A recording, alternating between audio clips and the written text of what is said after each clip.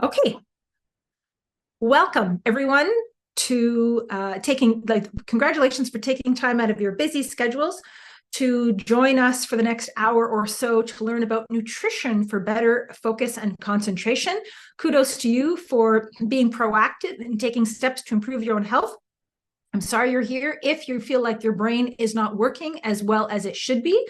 But hopefully by the end of this session, you will leave with some news you can use, some meaningful, practical, functional information about how your brain works and how you can get it to work better if you don't think it's working as well as you would like to. There'll be about 45 minutes worth of information and then time for questions at the end of the session. If you have questions, feel free to type them into the Q&A area as we go along, and I'll do my best to get to as many of those as possible at the end. So here is the agenda for the presentation. No, that's jumping ahead. Here's the agenda for the presentation, which is starting with a basic understanding of how our brain works in terms of focus and concentration. And then next, we'll talk about food, nutrition, and lifestyle steps to promote healthy concentration, again, focusing on concentration focus, as well as specifically, we're going to hone in on nutrients to support brain health, cognition, concentration, and focus. So here are a few interesting facts about the adult brain. So you can, wow your friends with this kind of knowledge the next time you get together. An average adult brain weighs about 3 pounds, and it's made up of about 60% fat. Now that's dry weight. The brain, like the rest of the body, is mostly water. But if you took out the water, 60% of what you have left over is fat. And that becomes very important a little bit later on in this presentation. Even though it only takes up 3 pounds, which is, depending on the size of the individual, a few percent of our body weight, the brain uses 20% of the oxygen that we take in with each breath, and about 20% of the energy that we take in goes to our brain, which is amazing to think about that. The brain isn't fully developed until about 25 years of age. Just take a moment to let that sink in and the significance of that. And the brain also becomes smaller after the age of about 40, unfortunately at a rate of about 5% in its mass per decade, although there's things we can do to prevent that. Okay, so there's lots of things that the brain does, of course, but our area of concentration tonight and our topic tonight is mostly focus and concentration, which has a little bit to do with learning and studying, has a little bit to do with memory, although not completely. We will touch on that. But where do we focus? How do we focus? How does the brain do this? There's lots of different functional areas of the brain, but the areas responsible for focus and concentration are largely in the domain of the frontal lobe and prefrontal cortex. So think of the area in your brain more or less just behind your forehead, in and around that area on the front and sides near where your forehead is. And when you're focusing or concentrating on something, you can almost feel it in that front spot, right? There are other areas of the brain that are important for learning, not just the prefrontal cortex, but other areas of the brain, learning, short-term and long-term memory. I'll sort of mention the hippocampus later and its role. That's actually in more the side of the head, or side of the brain rather, but it's really this frontal lobe that's important. There's a lot of information on this slide. Please don't be overwhelmed, and we actually won't be going into a lot of details, and there will not be a test about this slide, but as you've probably heard, neurotransmitters are the chemical messengers that send signals or allow communication between our brain cells. And they play a big role in our ability to focus and concentrate, as well as our moods. There's a few, probably you've been hearing a little bit more lately about dopamine. Sometimes it's called the pleasure neurotransmitter, but it does have a role to play in cognition, decision-making, a little bit of focus. For example, the reason why our phones are so easy to focus on and grab our attention often is because of the dopamine we get from pressing buttons and seeing little videos. You may have heard about, say, Dopamine Nation, a book that came out recently talking about this. So dopamine plays a role here. Serotonin, everybody's heard, is a feel-good neurotransmitter. It doesn't play a major role in focus and concentration. But if our serotonin is low, then it may still be hard to focus. ACH stands for acetylcholine. This is often called or considered a learning neurotransmitter. So certainly a very important neurotransmitter for recollection, concentration, attention, focus. It also plays a role in thinking and mood, but acetylcholine, very important. Epinephrine and norepinephrine, these are fight or flight hormones. They don't play a huge role in attention or concentration on a day-to-day basis, although certainly if we're in a stressful moment, they can play a role. And sometimes upping those can improve our focus a little bit. Finally, GABA, G-A-B-A, it stands for GABA-aminobutyric acid. This is a calming neurotransmitter. And it doesn't play a large direct role in focus and concentration, but if we are feeling anxious or stressed, it can be difficult to concentrate. And so under those circumstances, GABA can help calm us down, which helps the focus and concentration take over. So just some ideas, because I may bring up one or two of these later. It's good to be aware of them.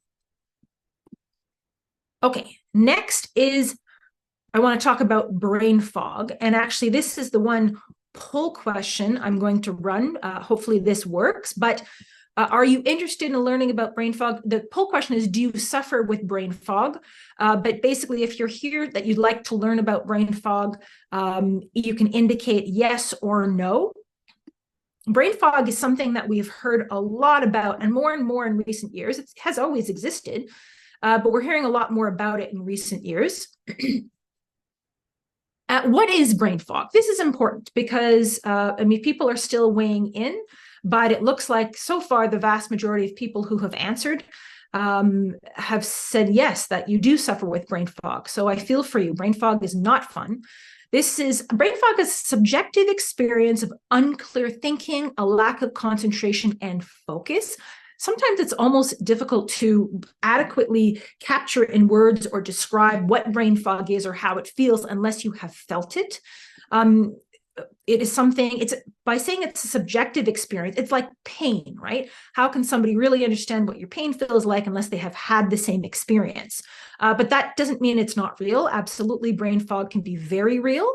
It can vary from slightly annoying and distracting to completely debilitating. When it's most extreme, brain fog often comes along with other cognitive deficits. People report problems with their memory, for example. And this, if anybody dismisses your brain fog or suggests it's not real or it's made up or whatever, don't take that in. Brain fog is something real. And it is a symptom of neuroinflammation. So this is important because often people think that brain fog is the problem in and of itself. And of course, it is a problem, just like pain can be a problem.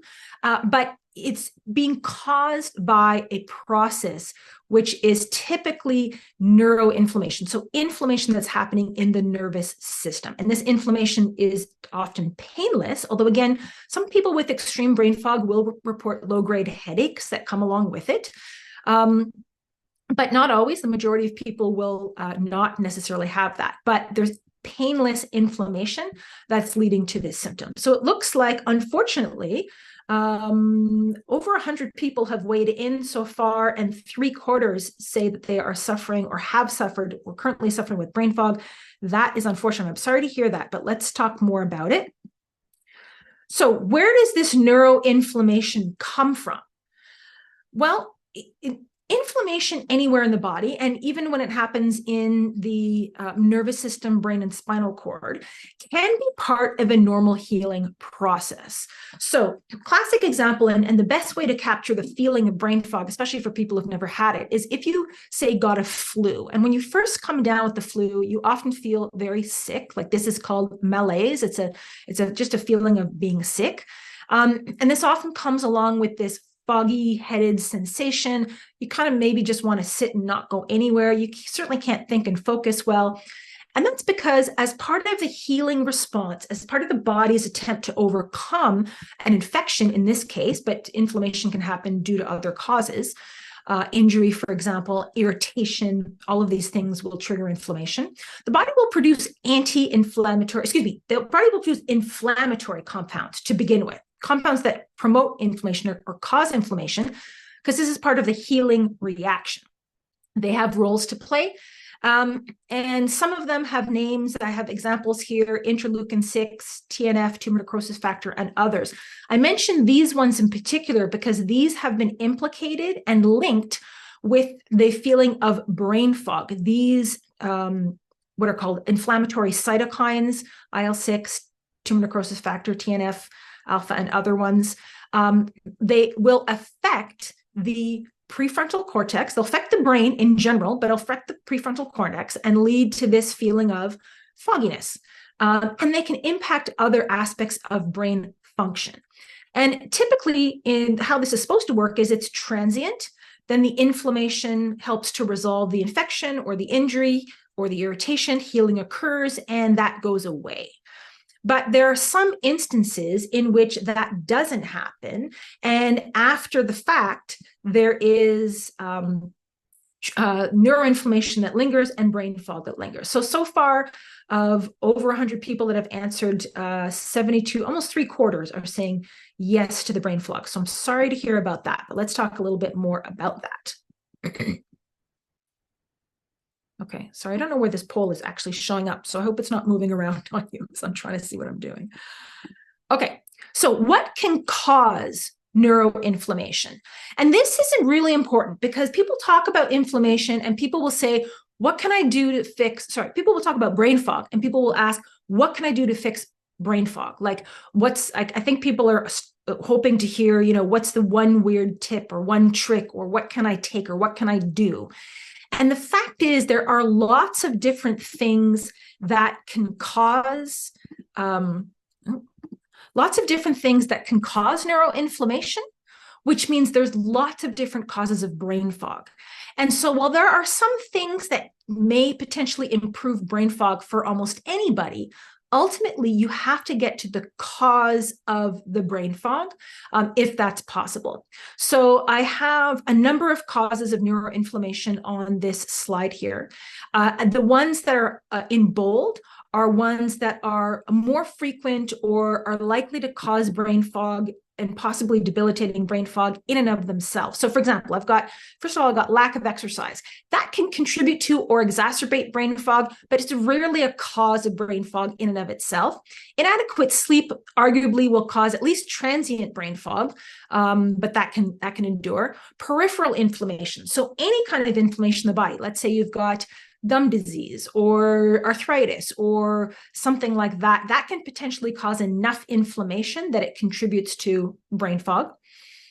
Low iron is highlighted here because it's a relatively common condition and absolutely can lead to brain fog among many other symptoms with low iron. So it's worth getting checked. Hormonal imbalances, very common cause of brain fog. Low testosterone for both men and women, or through the menopausal change, very common to hear about women saying that they're suffering with brain fog in perimenopause and menopause. Viral infections, famously or infamously, we all know these can trigger the process by which those inflammatory cytokines are produced. And sometimes they don't clear up. They can linger for complex reasons I won't get into. That can happen. Concussion, absolutely. This kind of brain injury will lead to inflammation, which will lead to brain fog. And chemotherapy is famously known for causing what's called chemobrain, which is a type of, it's a manifestation of this neuroinflammation, and brain fog can come with it. So the reason why I mention this is people say, what can I take to cure my brain fog? And the answer is, it depends on what's causing your brain fog. So it's worth, seeing your doctor or naturopathic doctor and getting a checkup to find out if your iron levels are normal, if hormone balance is a problem, maybe your testosterone or something else is too low or out of balance. And then once those things are all addressed, or at least you know whether or not they're contributing to the brain fog, then you can look at steps that help with the neuroinflammation, almost regardless of what the cause. Again, if your cause is something like low iron, you have to fix the iron, but as well as the hormonal imbalance. But for other things, we'll look at ways of dealing with neuroinflammation. All right, so hopefully that is helpful. Now, whether or not you're suffering with brain fog, we're going to follow a very basic, simple plan tonight to talk about 3 steps to support cognition. Now, this is because these are things that help either decrease neuroinflammation, because it looks like the majority of people who responded to the poll are suffering with that. But even if you don't have brain fog, then these are things that will help increase the action in your brains and the function in your brain areas responsible for focus and concentration. So that prefrontal cortex. First of all are the basics. Eat what we should and shouldn't be eating, hydrate and move. The next one is nootropics, very exciting topic. And the third one is sleeping better, the specific effect that this has on cognition. Okay, let's start with the basics. Eat, hydrate, and move. Okay, when it comes to brain foods, we want to, first of all, be taking in as many antioxidants as possible. Antioxidants are really important for brain health. The brain is also, as I mentioned, a very energy-hungry organ that needs and produces a lot of energy. That has to do with the mitochondria. Each brain cell has roughly 100,000 mitochondria in it producing energy. We need to feed those. And so again, colorful fruits and vegetables, herbs and spices will provide lots of antioxidants and phytonutrients that do good things for the mitochondria in our brains. That's why we've also got dark chocolate here, tea and coffee, as well as healthy fats. That's really important. I'll talk about that shortly.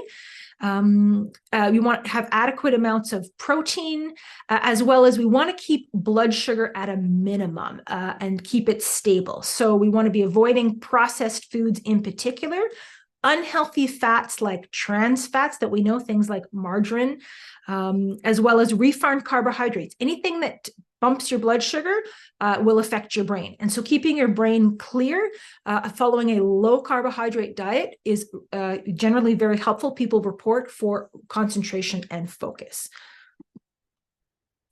Okay, so those are some of the basics in terms of nutrition. And that maybe we want to revisit that one more time, but keep your blood sugar stable, keep the carbs down to keep the brain clear. It doesn't necessarily have to be ketosis that low, but for some people, they will find that being in ketosis really does focus and concentrate their brain. So that's something worth trying if that's appropriate for you.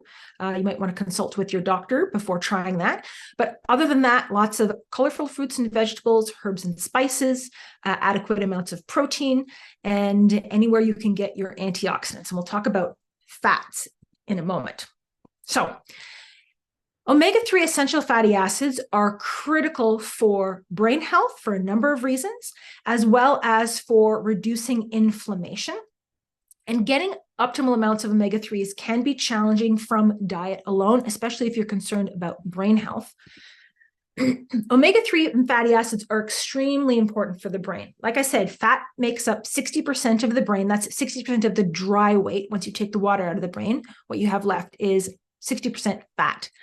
And that means that the composition of the fats that we take in our diet actually reflect and impact the composition of fat in the brain. Like you literally are what you eat, or your brain is what you eat when it comes to fat. 40% of the fat that we find in the brain is in the form of DHA. This is a type of omega-3 essential fatty acid, and that we find in the brain. Now, we also find other types of omega-3s. EPA is in there as well. These are both important for memory and cognition. Basically, we think of DHA, this form of omega-3, as important for, you could say, like the mechanics or the nuts and bolts of how the brain works. EPA is important for mood. But very importantly, the ratio of omega-3 to omega-6 fats in the diet influences brain cell signal transmission and inflammation. So what does that mean? the more omega-3 we have compared to the omega-6 that we take in helps our brain cells work faster and communicate signals to one another faster. So if you want a better, faster brain, increase your intake of omega-3s and decrease your intake of omega-6. So that means in with omega-3s, I'll talk about where we can get those shortly, and out with vegetable oils as the main source of omega-6s. So do an oil change in the diet, out with things like canola, sunflower, safflower, all of those omega-6, especially when they're cooked at high temperatures. Those are not fats for frying in. So you want to take those down and instead increase your omega-3s from things like deep cold water fish, grass-fed animal foods, if you can possibly find those. You can get some omega-3s from plant-based sources like flax and hemp, although it can be difficult to convert those necessarily into the form that the brain actually uses, the DHA and the EPA. So this is where the first, I would say, functional nutrient really comes in terms of brain health. Like I said, you are what you eat and your brain is what you eat.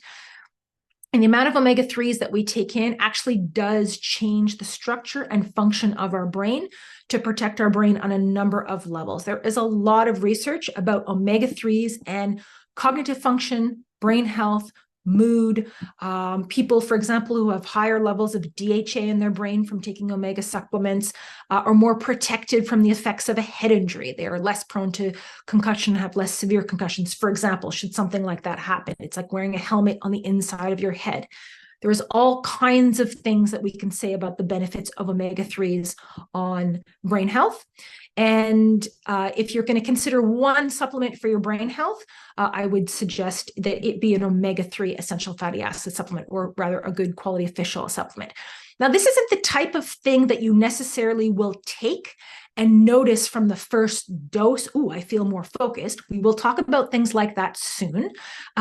But this is really a foundational nutrient for brain health and cognitive function, both short-term and long-term.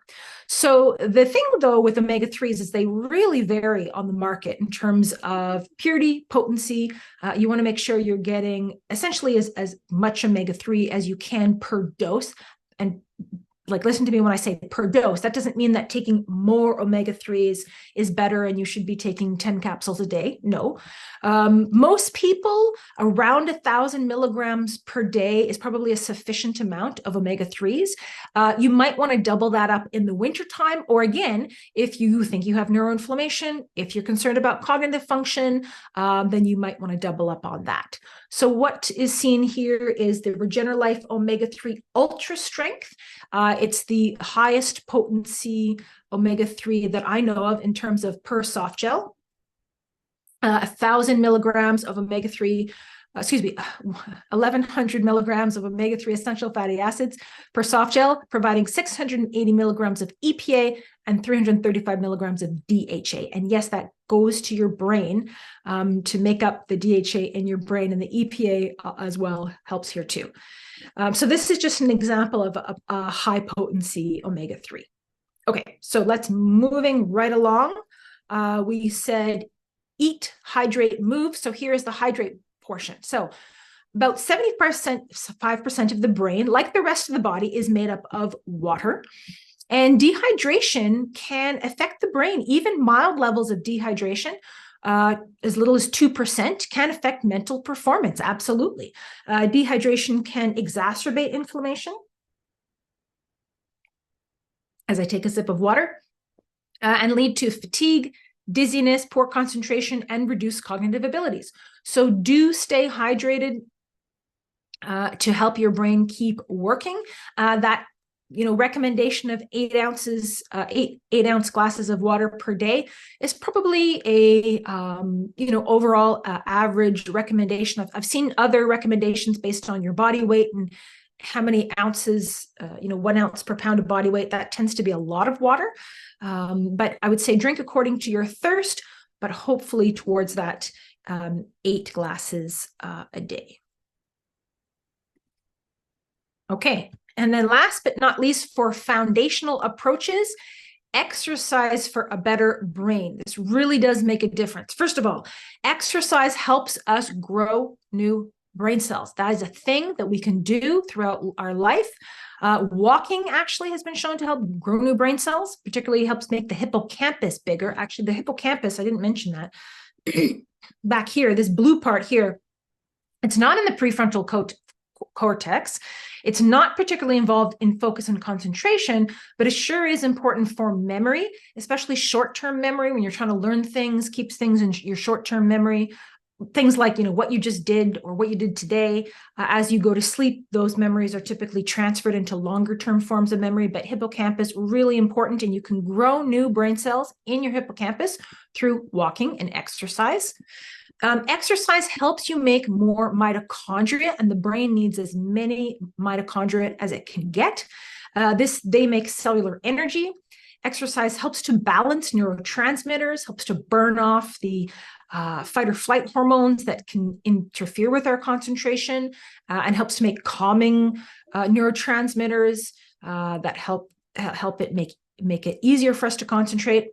Exercise is ultimately anti-inflammatory. It can be inflammatory when you're doing it and shortly afterwards, but ultimately the result is anti-inflammatory. And exercise will help you sleep better. And we'll talk about how that helps your brain. So if you have brain fog and you are not exercising, I am wiggling my finger at you, because you need to think about this as a prescription, not something to do if you find the time.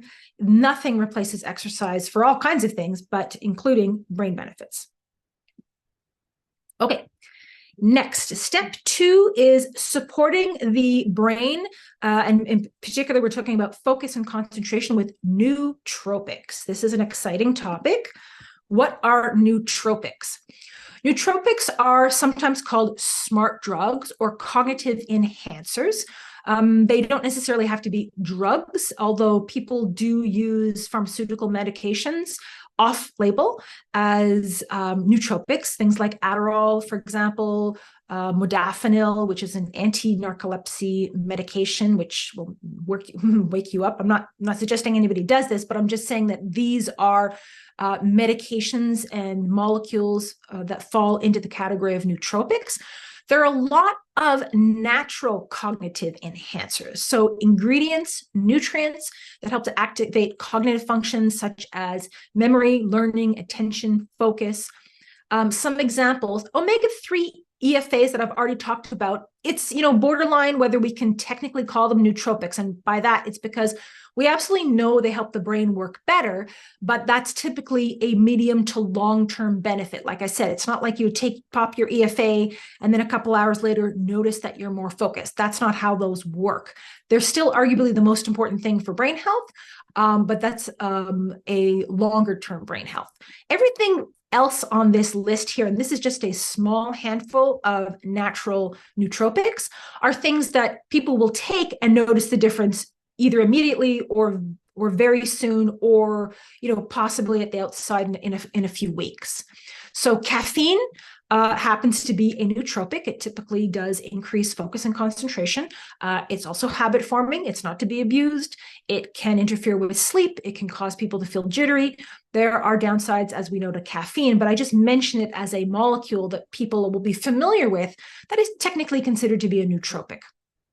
And then there'll be a few here that if you're not familiar with, I would love to share them with you, because these are some of my favorite nootropics that I will use on a intermittent or regular basis: L-theanine, GABA, magnesium, L-threonate, and then acetyl L-carnitine and ashwagandha. I also mention them here because they are nootropics for sure, although I'm not going to spend much time or really any time talking about them tonight because we have so much other interesting things to cover.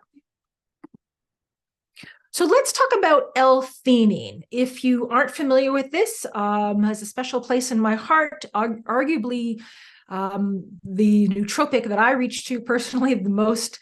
And it's subtle. This is a naturally occurring amino acid that was originally found in green tea.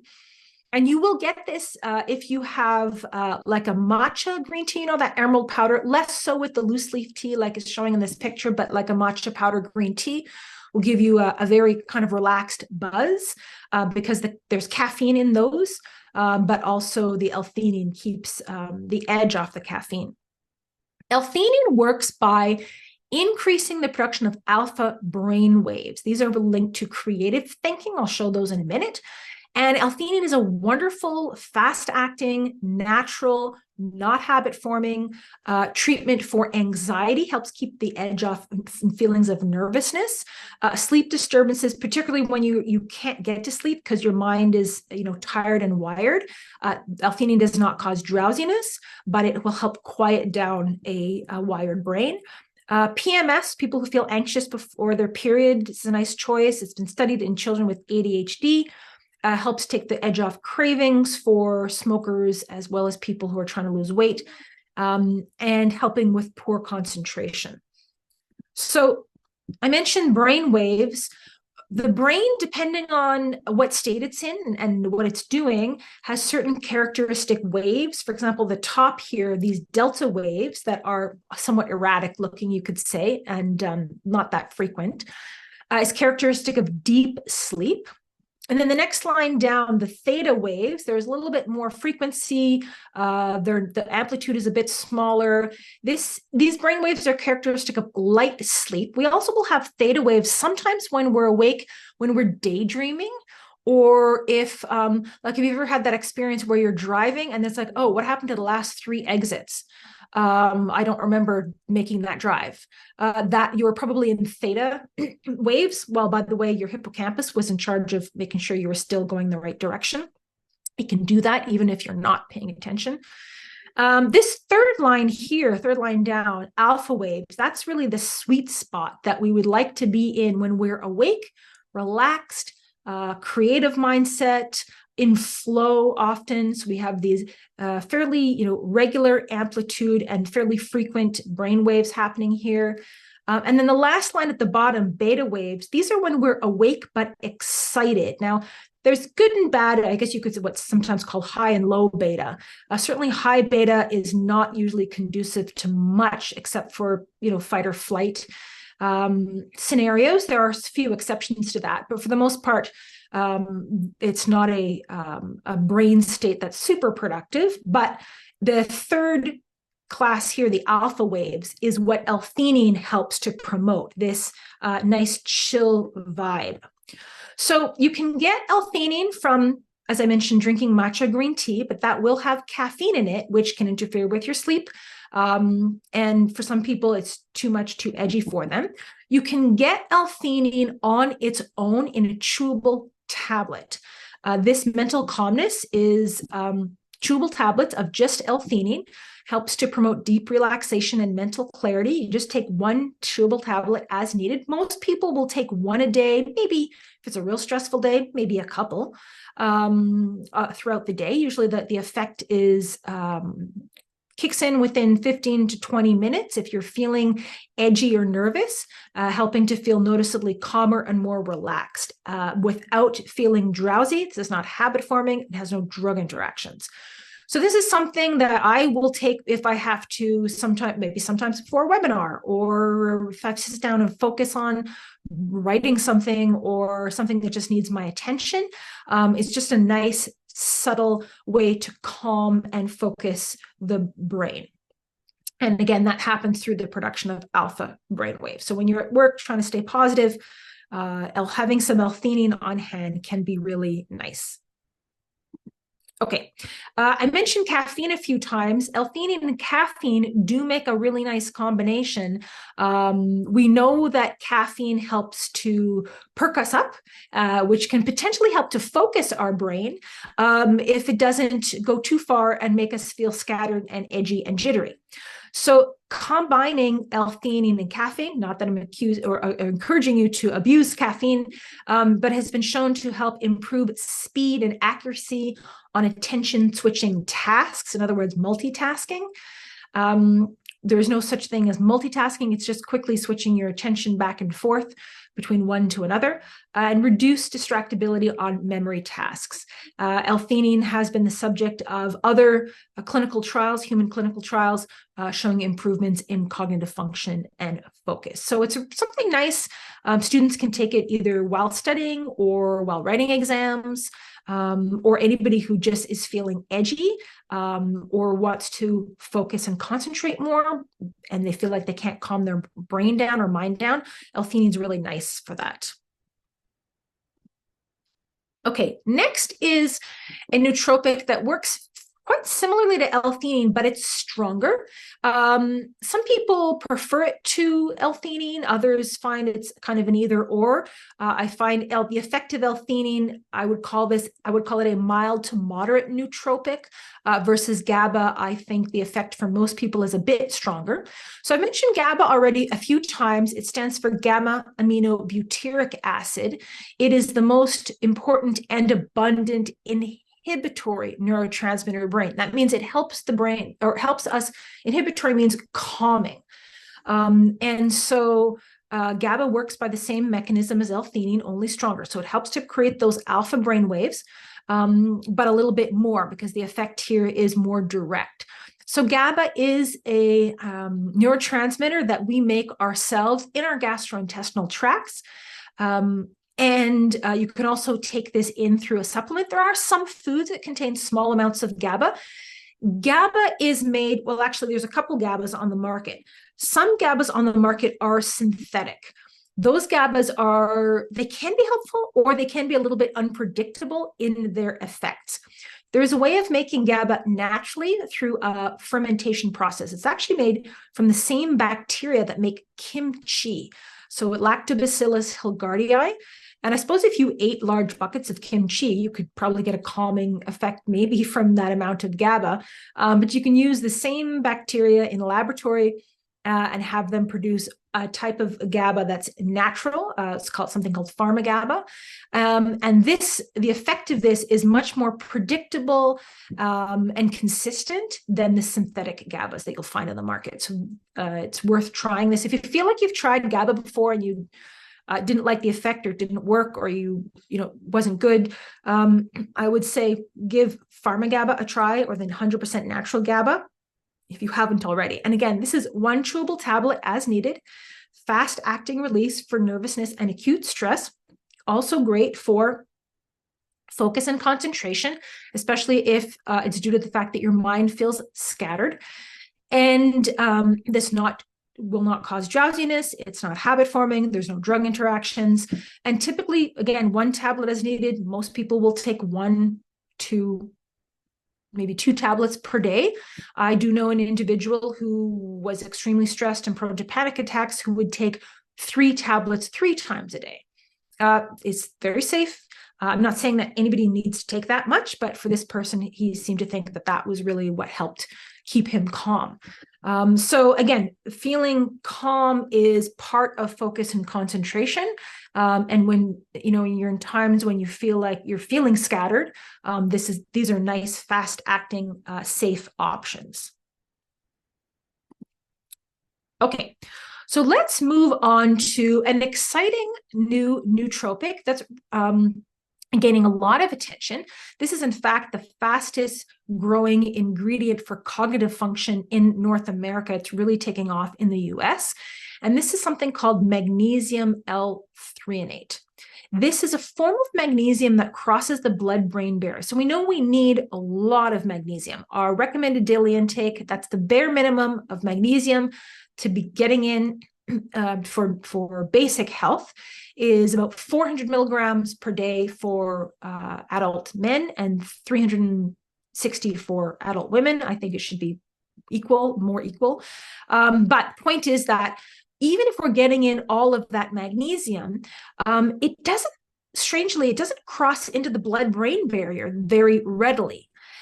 Whereas this form of magnesium L-threonate, helps to cross the blood-brain barrier and increase magnesium concentrations in the brain. This has been shown to, after consistent use over 12 weeks, increase synaptic density and cognitive function. What is synaptic density? Well, the synapses are the connections between our brain cells. In order for our brain cells to communicate, they have to send neurotransmitters across these little gaps that you see here in this picture with the kind of little lights shining through. Those little ball lights are the neurotransmitters. They need to go from one side to the other. So those are synapses. magnesium L-threonate has been shown to increase the density of these connections between our brain cells with improvements in cognitive function that go with it. So again, this isn't necessarily something like the L-theanine and GABA that I mentioned. You will take a dose if you're feeling anxious or nervous or scattered. You will probably feel calmer and more focused pretty soon afterwards. This is one that takes a few more weeks to have that effect, but that there's some really interesting research behind it. So magnesium L-threonate, there is a branded form called Magtine. And a lot of the clinical research has been done on this. L-threonate is a compound that is derived from vitamin C, threonic acid. It's a vitamin C derivative. And when that's combined with magnesium, it creates this magnesium L-threonate. And this form of magnesium, this carrier form, crosses the blood-brain barrier to help to get into the brain, restore or increase brain's magnesium levels, and improve this density of the synapses, as I mentioned. Here's an interesting study by that's a clinical research done on Magtine that you will hear and see even on some labels. That is, Magtine helped to reduce brain age by 9 years in a human published clinical trial.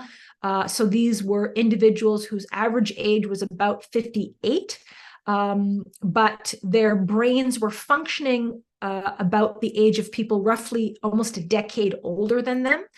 And after taking the Magtine, this was assessed through what's called a trail making test. It's connecting together numbers and letters in a way that's considered to be a meaningful assessment of brain function, a clinical assessment of executive function in the brain. And after taking Magtine for 12 weeks, the results showed significantly improved cognitive ability, reduction in cognitive fluctuation. So these were people who noticed that their brain, so a lot of people will start to say that their brain doesn't feel as sharp as it used to, or if you know loved ones who you feel like their brain cognitive function is changing, they'll have good days and bad days.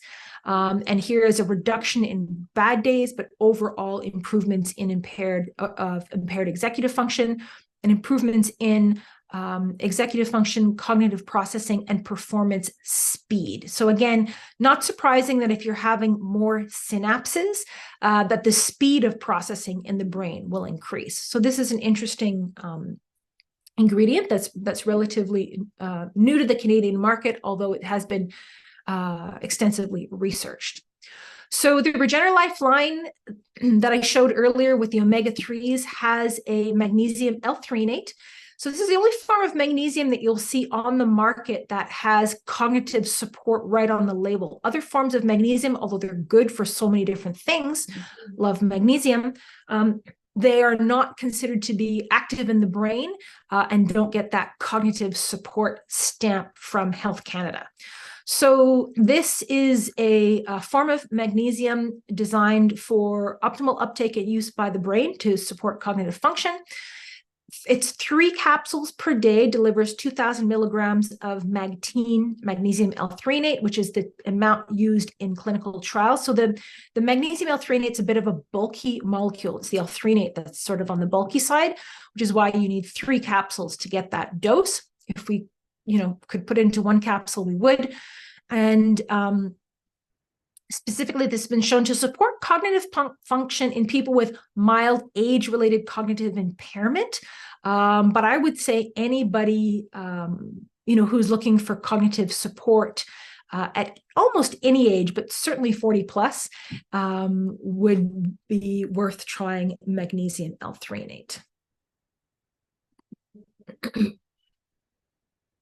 Okay, so older adults who have occasional memory lapses or difficulty focusing, people who regularly consume coffee, alcohol, or processed foods linked to magnesium deficiency, individuals taking medications that cause magnesium deficiency, like antacids, for example, seniors who feel mentally fatigued, or anybody needing support for focus and concentration and memory might want to give magnesium L-threonate a try. Okay, and so last but not least, sleeping better and its surprising role to cognitive function, focus, and concentration. We know that sleep disturbances that will lead to poor brain clearance, I'll talk about what that is, and may increase the risk of developing or exacerbating neurodegenerative diseases. Basically, when we sleep, as you've probably heard, we sleep in cycles. These cycles are roughly 90 minutes to 2 hours each, depending on the time of the night. At the beginning of the night, when we first go to sleep, we spend more of our time in deep sleep. This is a deep, non-dreaming sleep. And as the night progresses, and our sleep cycles will shift to the wee hours of the morning, 3, 4, 5 a.m., we spend less time in deep sleep and more time in REM, or rapid eye movement dreaming sleep. And we know that dream sleep is important for physical, psychological restoration, for consolidating memories, for shifting things from the hippocampus, short-term brain, to long-term memory storage, for example. But for a long time, the deep sleep that happened at the beginning of the night was something of a mystery. What was happening? For a long time, people said nothing was happening.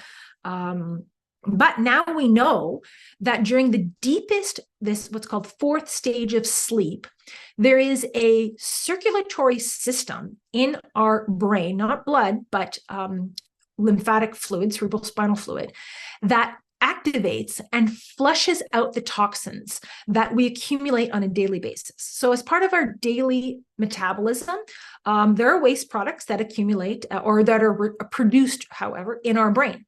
And those need to be flushed out every night. And that happens through this special circulatory system.